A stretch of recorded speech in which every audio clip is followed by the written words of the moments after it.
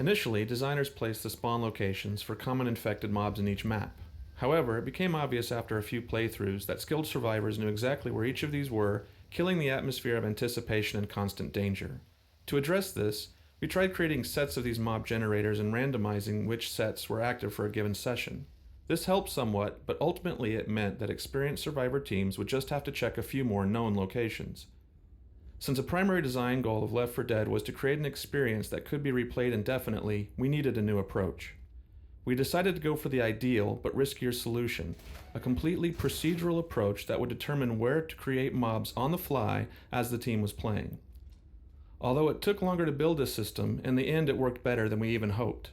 Not only were experienced teams no longer able to expect where mobs would hit, but the process of populating maps with enemies was hugely simplified. What used to take weeks of painful iteration and constant updating as maps were changed became a 5-minute process that was much more tolerant of map changes and actually played better. It was so successful, in fact, that we can't imagine building Left 4 Dead without a system for this kind of procedural content. We later expanded this system to add wandering zombies to the environments to increase the survivors' tactical choices and add additional variety to the game experience. Once this design decision was made, these wanderers were added to every map in the game with just an afternoon's worth of code from a single programmer. We play-tested the idea that very same day. Network bandwidth usage when playing Left 4 Dead is a huge concern. We're constantly looking for ways to reduce how much data the server needs to send to each of the players. In most of our multiplayer games, we're only concerned with other players and their projectiles and weapons. But in Left 4 Dead, we must update not only the behavior of other players, but those of a horde of infected. In the hospital campaign, a lot of the surfaces are flat, such as halls and roadways. By making sure the infected only send their height when it changes, instead of giving complete position updates, we shaved almost 10% of the bandwidth from the server. The process behind designing Zoey's character wasn't as straightforward as the other three. Developing a young female in a zombie apocalypse isn't easy with a backstory like hers. She had to be attractive and worn down at the same time. She needed to be tough and able to hold her own, even though she's occasionally terrified. Her readability was also something we had to take into consideration. A bright red jacket solved the problem. It pops out amongst the gritty, desaturated zombies and the dark, subdued environment. As far as the rest of her appearance, there was a little bit of back and forth as her character came into focus through iteration. Finally, we were certain that the character model met our goals, and Zoey unfolded into an everyday young woman who everyone can relate to. Our first maps created specifically for the game were giant non-linear city sections. The idea was that the survivor team would have to find their way through the zombie-infested city. Playtesting quickly revealed that keeping track of your teammates and fending off the hordes of zombies completely consumed players' attention. Adding on-the-fly discussions of which way to go were slow and frustrating. More importantly, however, was that the teams quickly found their favorite route and tended to always run the same way every time, minimizing their on-the-fly decisions. By paring down the city to a representative and fairly linear route, we could better spend our limited resources making that area highly detailed.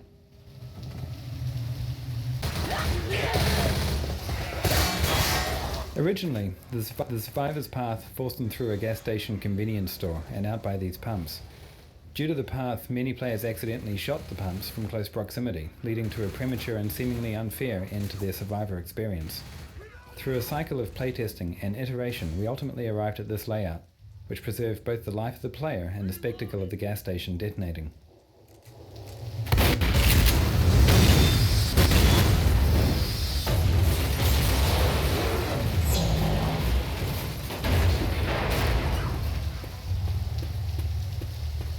Get on the lift! Hurry!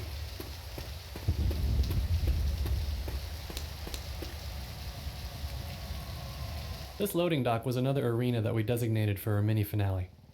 This time, instead of locking the survivors in a defensive position, we decided to have them ride the lift up to a rooftop encounter with the horde. Let's go.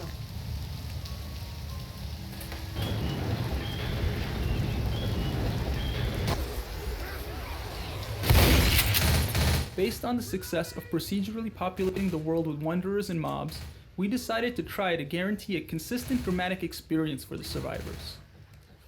Through playtesting, we observed sessions where some survivor teams would occasionally get into a downward spiral of being overwhelmed to the point that they were never able to regroup and get ahead.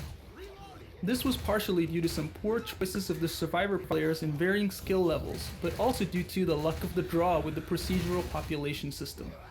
A random streak of bad dice rolls would either be incredibly exciting for some teams or a death sentence for others. To address this, we created a system that tracks each survivor's stress level by watching for events like how much damage are you taking, how many zombies have you killed near you, and so on. If a survivor's stress level gets too high, the system will step in and forcibly throttle back the zombie population system to make sure the team gets a break every now and then. These breaks are critical for a couple of reasons. The primary reason is battle fatigue. Constant fighting and gunfire is tiring. Secondly, the team needs an end to these skirmishes along the way to give them a chance to regroup, heal, and reassess. Lastly, these big exciting battles are only exciting if there are also periods of quiet, creepy, tension, and anticipation to contrast them against. This dramatic pacing is really critical to creating a fun experience. Once this system was in place, we realized we had all this useful information on how the survivor team is actually doing. From a dramatic standpoint, ideally we want to see the survivor team just make it into the next checkpoint, limping in, being chased by the horde, so they can celebrate when the door closes and they yell, "We made it."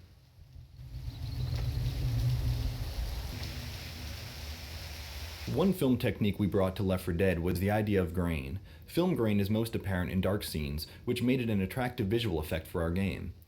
Grain does a good job of implying detail in darkness, adding grittiness and texture. However, we found in playtesting that if we applied grain uniformly, people would quickly tire of the effect. We hit upon a method for dynamically varying the grain effect based on light level. Scenes range from grainy texture in darkness and shadows to no grain at all in the brightest spots.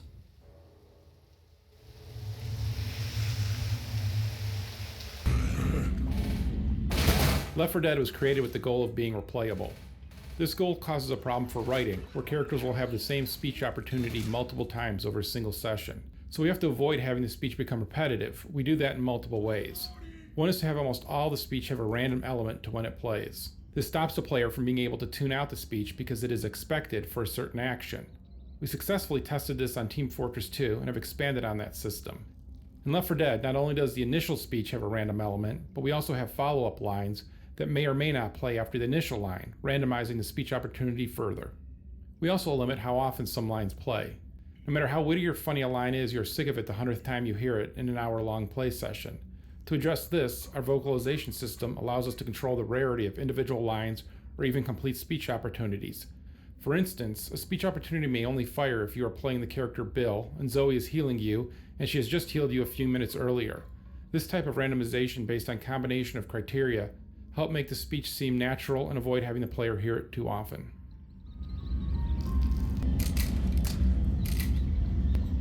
For much of the development of Left 4 Dead, versus mode was the default and only mode. Balance problems eventually forced us to make it a separate game type.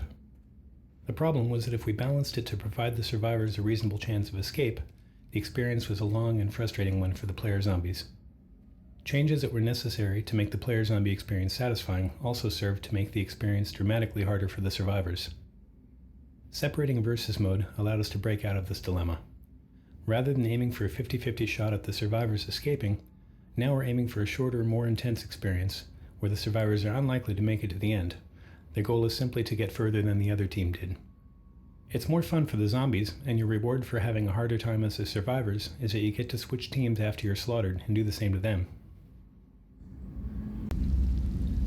This ladder, from day one, has always been a really exciting place in the campaign, because it forces the team to separate a bit, and players can't shoot while they're on the ladder. If a team's in great shape, they just fly through this area. But if the team is really hurting, everyone will stop and look at each other to see who has the most health. That guy will generally go up first, because chances are there's going to be infected up there. It's not always the case, but often enough that whoever goes up first is going to take a bit of a beating.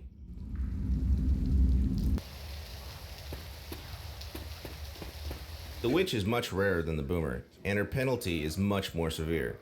Basically, if you shoot the witch, you will likely die. The witch has two functions. One is to provide an exception to the rule of shoot everything that moves. The primary function of the witch, however, is to force a change of pace on the survivor team. Ideally, discovering a witch near your path will result in the team going into stealth mode, shutting off their flashlights and walking carefully around her as to not disturb her. This is a large departure from the intense and loud pace of normal gameplay. In earlier versions of the witch's behavior, she was far more dangerous. Once she was set off, she went berserk and attacked all of the survivors until she was killed. This proved to be too harsh, particularly for teams of new players. One stray bullet could wake the witch and she would slay the entire team, ending the game. Now she limits her wrath to the survivor who harassed her. If she successfully kills that player, she retreats from the scene entirely.